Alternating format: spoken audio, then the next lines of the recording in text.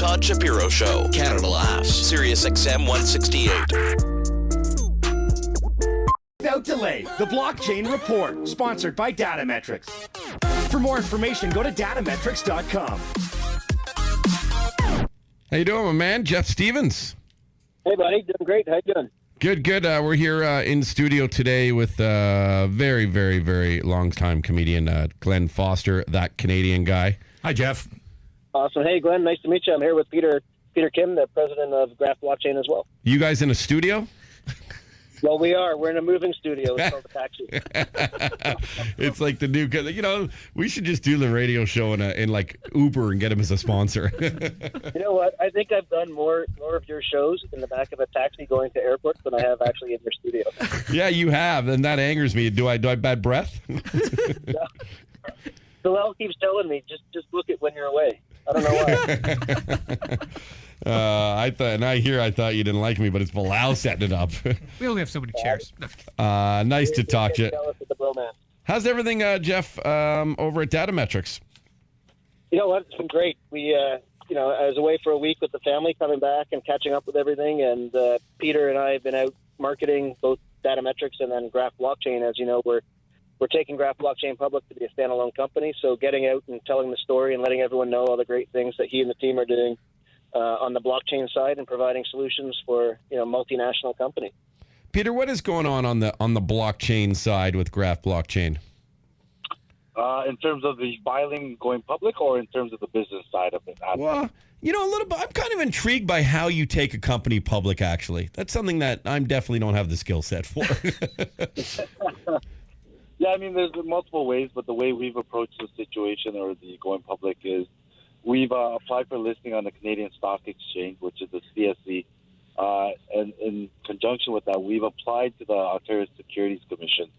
There's a filing process, and we've gone through what's called the NOP, or a non-offering prospectus. So we're not raising any capital at this time, but we will be listed on the CSE. The OSC is the one that kind of gives us the blessing, and there's a process that it goes through, but we are in the midst of that as we speak. Really? And Todd, yeah, we're not either. That's why we've got third-party lawyers and accountants that help us position it. Oh, I see what you're saying. In terms of no, but it isn't like, I mean, can any company try to take themselves public? I'm sorry, it might sound like such a naive question, but I don't know the answer to it. No, there are requirements for that. So you have to have obviously you have to have a business plan, and depending on the industry you're in, you need working capital for 18, 24, 36 months, depending on the hurdles that the regulators put in front of you for that. So, there's certainly, and there needs to be hurdles for people to ensure that people are trying to take public companies that are not fraudulent and that have a real opportunity and chance to be successful, and investors who participate and fund them have a chance at recouping their money and making money. So there's a very stringent test that you have to pass and go through, and that's all part of the application process. And are there listing fees for would Graph Blockchain have to pay a listing fee? It is not for profit, buddy. It is not a not for profit. There are fees for sure. It's the Toronto Stock Exchange or the Canadian Stock Exchange, they have fees. The OSC has fees for reviewing everything, and again, that's just another part that makes sure that the companies that are doing this are financially have the viability to pay those fees and to be a legitimate company. Yeah, that's interesting. Glenn, any questions? Stuns me that anything that begins with crypto might be fraudulent. Yeah, I mean, well, there's been obviously cases and ICOs, but there's a lot of legitimate. You start to see the word blockchain everywhere now. Everyone's talking about blockchain technology will do this or that or the other. Well, maybe Peter can now talk about the business side of Graph Blockchain. It might help Glenn, and understand a little bit more. Yeah, I'd be curious. Yeah. Yeah, absolutely. So the business side is very exciting. What it is we have nothing to do with cryptocurrencies. The term blockchain, as you know, is being thrown around quite a bit, and it's a lot of times it's kind of bundled in with crypto. But what we do is very simple. For companies with large data sets, conglomerates, multinational businesses, what it is that we're providing is an end-to-end solution. And I don't want to sound cliche from that, but what it is we take IBM Linux's Hyperledger. It's an open source code, and we've customized it, and we've integrated that with a graph database. And we build out right from the blockchain out to the user interface. And that may be hard to visualize, but ultimately what we're building is a database management system for large data sets with a lot of users using a blockchain system. Now, just to clarify, guys, Todd, for your listeners, when Peter says we don't have anything to do with crypto, he's speaking specifically of Graph blockchain. As you know, Datametrics, we own Ronin Blockchain, which is, in fact, a crypto mining company. So I don't want to have any confusion out there. Graph itself is strictly a blockchain solution, data management blockchain solution company. But the basics, the basics, separate companies. The basics of it, though, is you have a big pile of data, and rather than having that data in one central location, you push it out to 1 million locations. Is that the basics of it? Well, I'll jump in. We do centralized blockchain solutions. So what you're talking about there would be a decentralized one where it's a bunch of unrelated computers that are feeding a blockchain.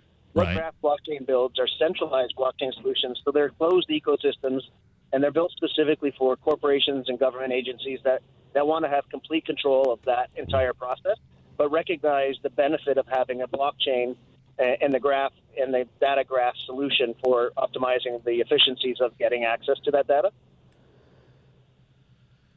You know who needs blockchains? Comedians. I'm going to put that, from now on, I'm going to be blockchain.canadianguy.com, and I think my stock will go up just for that. So we can do it for you. I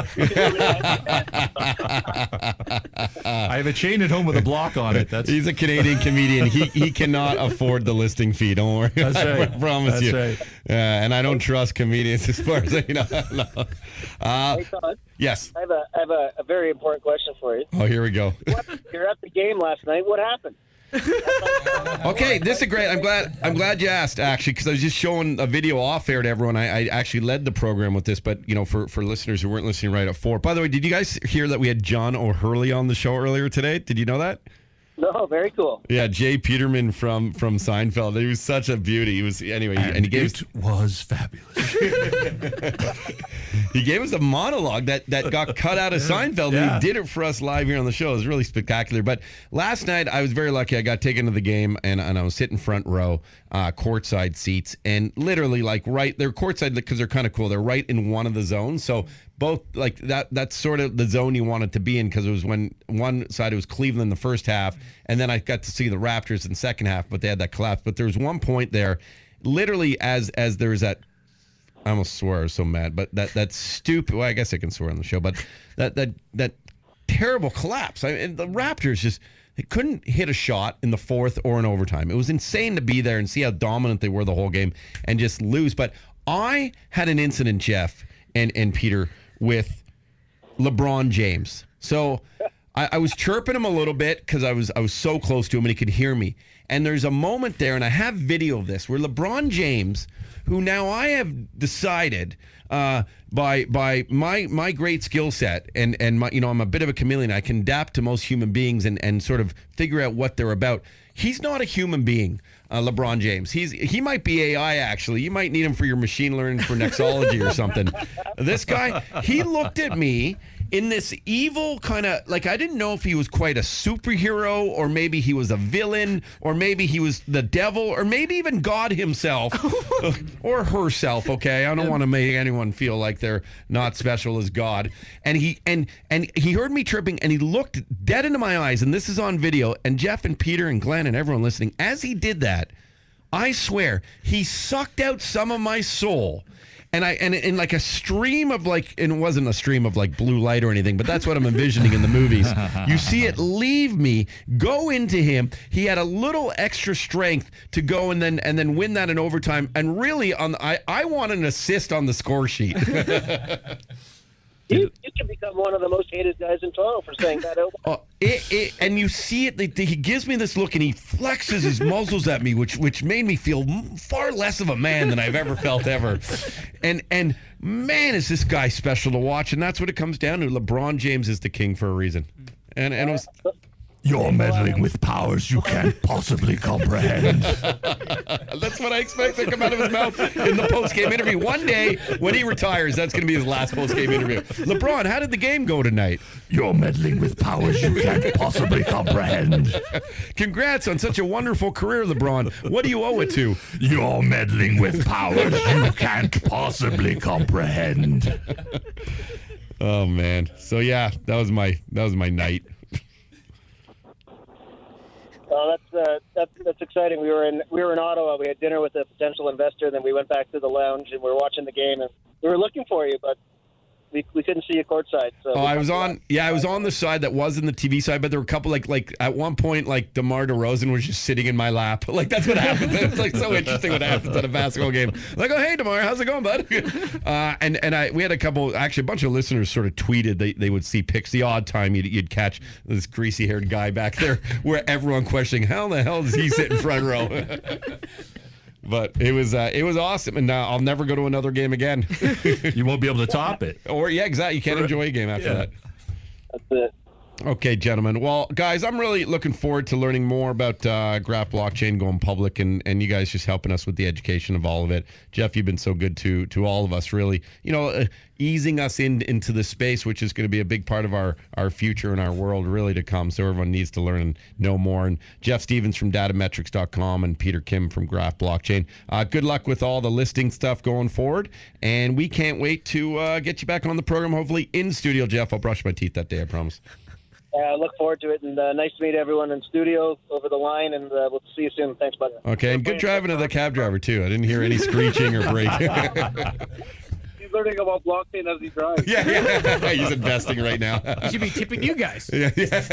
Cheers. All right, guys. Hey, keep an eye out for a press release on a record date for Graph shares. It'll be great. Will do. Okay, thanks. All right, buddy. Cheers. Jeff. Jeff Stevens, Peter Kim. Good guys. The Todd Shapiro Show. Canada Laughs. SiriusXM 168.